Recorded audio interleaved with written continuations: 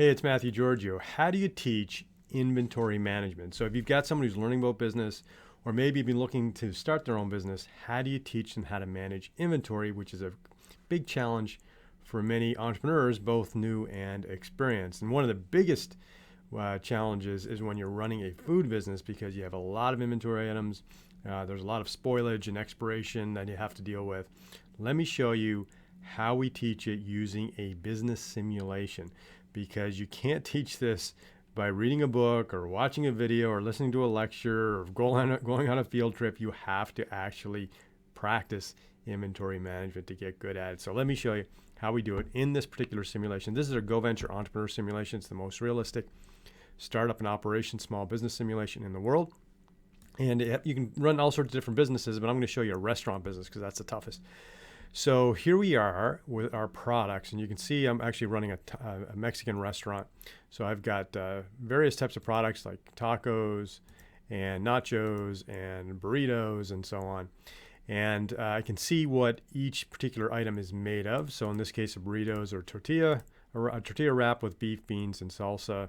And I can click on any of my items to find out more details about what they're made of. But then I have to go to my inventory. And this is where I would manage all of my inventory items. And you can see there are many of them to deal with here. So let's look at some of the information that's in our table here. So we've got the quantity that's on hand, and there might be multiple servings that we might need to make a particular product. We have the quality, and that's really cool. I'm going to show you some interesting stuff about quality in a moment. So what happens with quality is the longer it sits, this particular ingredient sits unsold, the quality degrades every simulation day. So it creates that realism of things losing their quality and eventually spoiling. So you can see when the date you've received the item, how many shelf life days are if you've ordered it fresh, and then how many days I have remaining with this particular item before it goes bad and spoils and I lose it. Now, how do I get these items in my inventory? I get them by going to suppliers. And so in this simulation, because it's actually a very advanced simulation, we have simpler ones too, but in this advanced simulation, you'll see we actually have 5 different suppliers along the top. And each supplier has different prices, different quality levels, and different availability. So for example, let's say you want to run a business that's premium ingredients, premium products, gourmet. You might want to purchase your meats and your breads from this particular supplier, which is M&B, because they provide the top meats and artisan bakery options. So you pay more.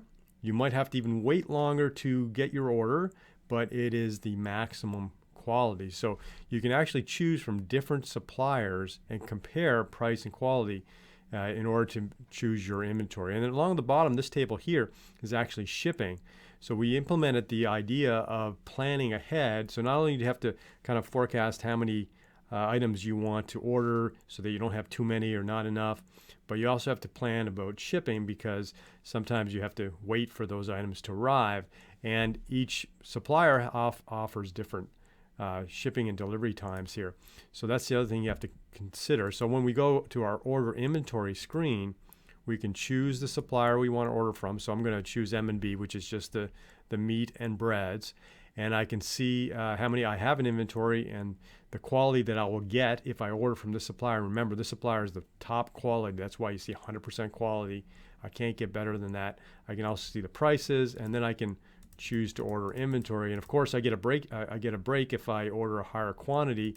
There's some discounts available. So I would choose the items that I want, select my shipping, and then place my order, and then hopefully that order will arrive on time. So that's one of the really cool things about this experience is not only are you managing the individual inventory items, because if I do run out of inventory, if this inventory runs out, I won't be able to sell the products. Customers will still order the products. They'll be unhappy because they won't be able to get their products. But I have to manage the quality. I have to manage the shelf life. Incredibly realistic experience. And the only way you can really learn this stuff is through rote learning, through making good decisions, suffering the consequences of bad decisions, and repeating it. Rote learning, repeating, ordering consistently, simulation day after simulation day, monitoring and forecasting. And you have to do this many, many times for it to become second nature and truly have those aha moments where you can feel confident in managing your inventory well. This is the power of simulation. I'm Matthew Giorgio.